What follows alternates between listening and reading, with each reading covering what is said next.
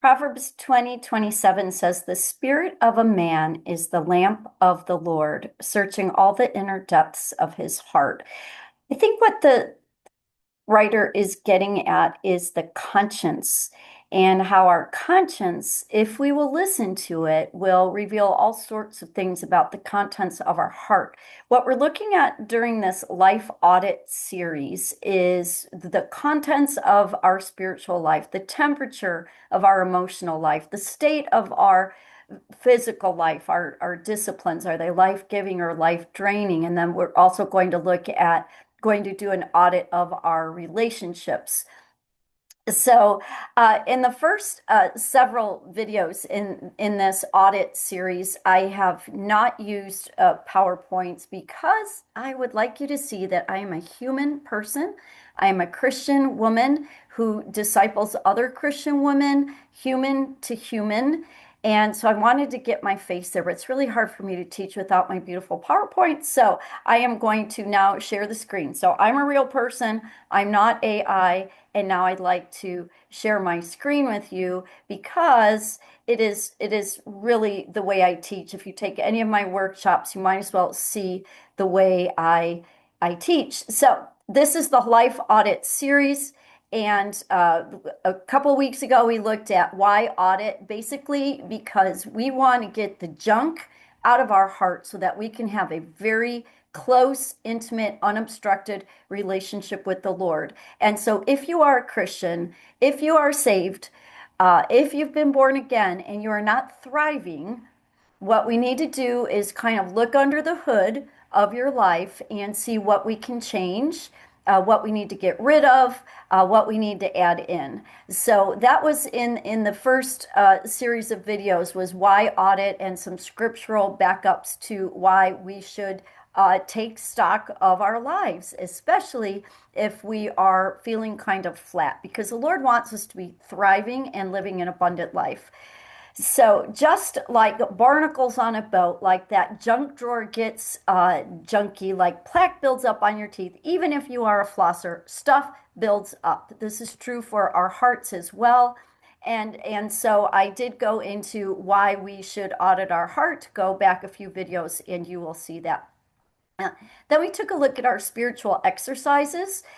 We talked about like what is the temperature of your relationship with the Lord, and I offered you in that video some prayer prompts to get you dialoguing with the Lord. We took stock of how your relationship is with the Word, because that is how God speaks to you. A lot of people are don't feel confident reading the Word, and so I gave you some ideas in that video about ways you could just start a simple Bible reading plan. And then we talked about your prayer life. That's you talking to God. And I have a bundle. I did a whole series 2 years ago in YouTube. Every first Friday of the month, I presented a prayer template and then I guided you through it. Some people feel very unconfident about their prayer life. They don't know where to start. And so every single first Friday of 2024, I taught on it. I guided you through different kinds of prayer. I like to keep my conversations with God varied. And then I offer you, and you can get the templates. It's 12 different prayer starters, so you can get that yourself without watching the YouTubes, or if you want to download that and then see the YouTubes and have me walk you through them, you can do that as well. But they're very self-explanatory if you don't want to watch all the YouTubes. Okay, then we're in the midst of the emotional audit. And the first video that I did this week was permission to feel our emotions. We took a look at this verb. A sound mind makes for a robust body, but runaway emotions corrode the bones. And yet we know from scriptures that God felt emotions and we're created in his image. So we don't want to stuff those emotions. And we don't want to be ruled by those emotions. So we have to be able to identify our emotions so that God can direct our path based on what sort of emotion we are sensing. The Bible tells us to rejoice with those who rejoice and to weep with those who weep. We know there's an entire book in the Bible called Lamentations. So grief and sorrow are certainly part and parcel of life on the planet where the devil still reigns, where people still battle their sins, sometimes not victoriously. So we get hurt by others. So our emotions are key. We want to listen to our emotions and allow them to direct our path, allow them to draw us back to the Lord, because otherwise we're going to be governed by our emotions. And we don't want to be governed by anything but the Holy Spirit. And so I offered you some other freebies if you are at a place where you really need to start taking control of your negative emotions. Possibly you're going through a storm and you would love to sense the peace of the Lord, which I believe is possible. I am telling you that it is possible to have peace in the midst of storms. And so those are other freebies you can look up. And today we are looking at how do you handle anger? So, no, we did that last week. So, the key parts were be angry, but do not sin. We learned that means be angered, expect to be angered, but don't sin in response. We've learned to keep short accounts. That's what the Bible tells us. And we learned that no matter what, if we lose control, we're going to lose the battle that we're trying to fight.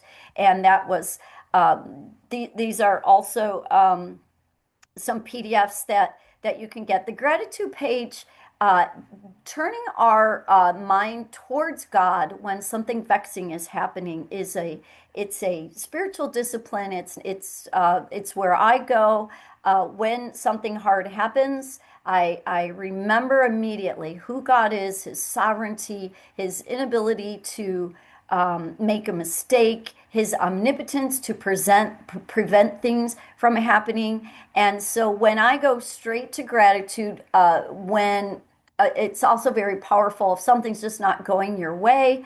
It's very powerful to go straight to gratitude and notice the 9 things that are lovely, even if that 1/10th thing is kind of not what you had wanted. So gratitude is a spiritual discipline or character trait, I guess. So I have lots of items on my website, free items where you can practice exercising that gratitude muscle.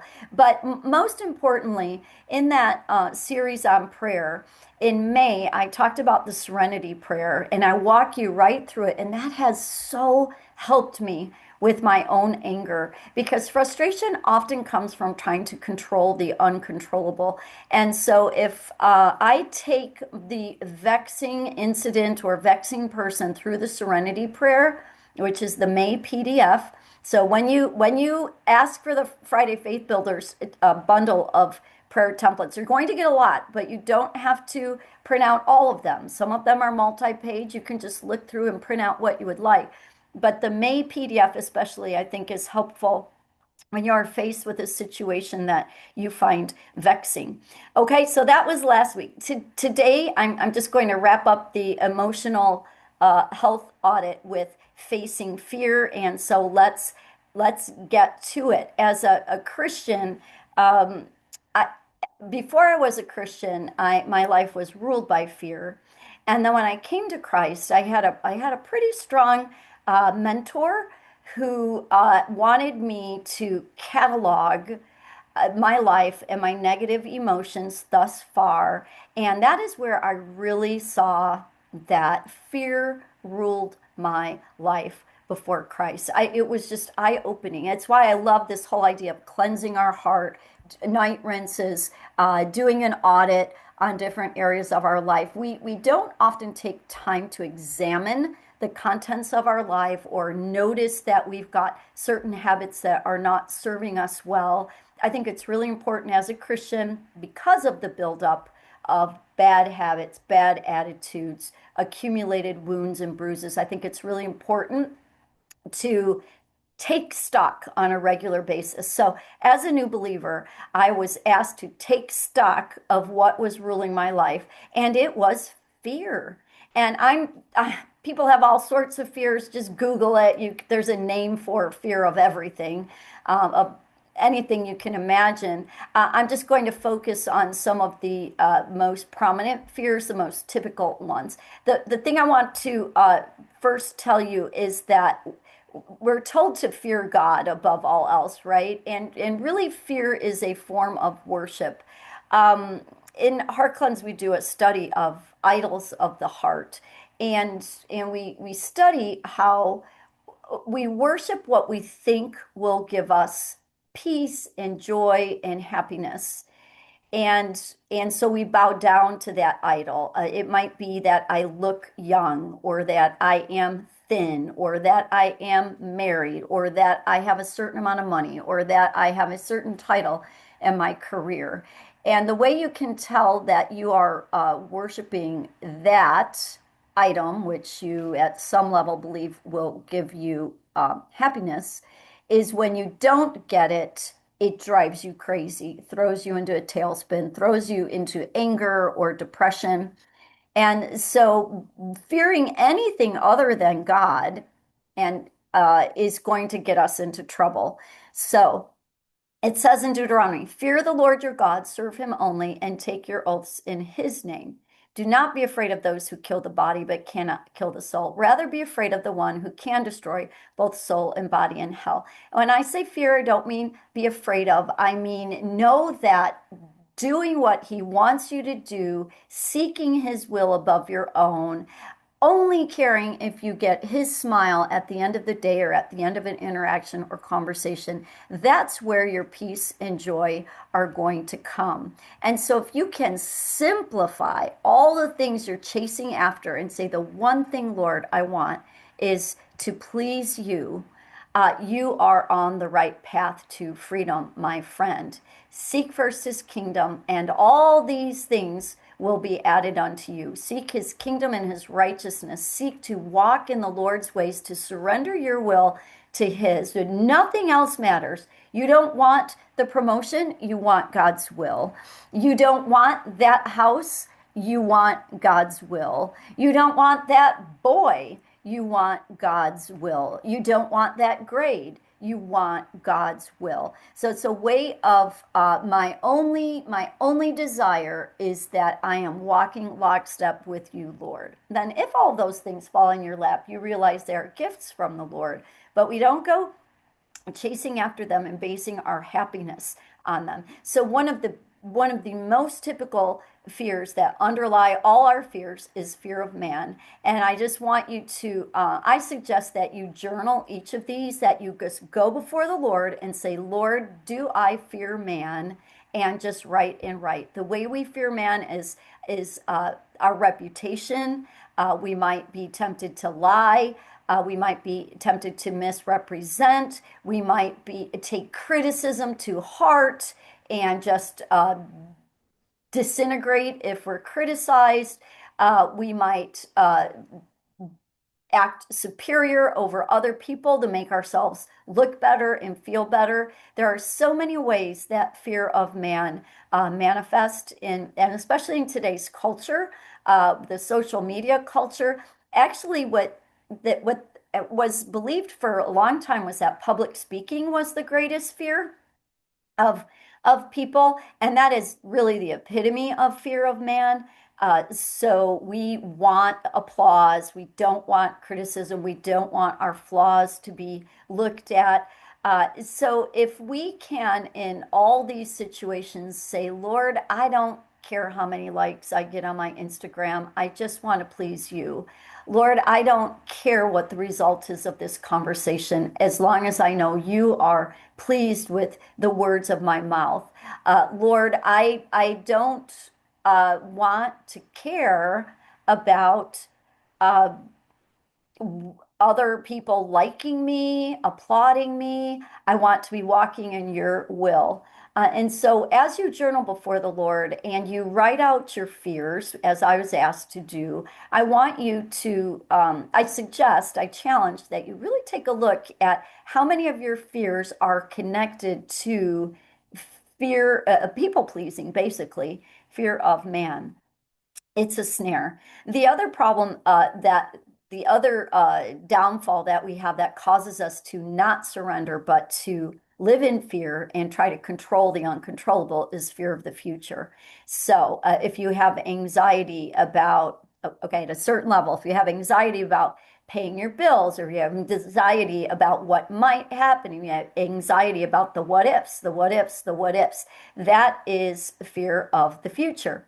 Bible tells us not to worry about tomorrow, for tomorrow will worry about itself.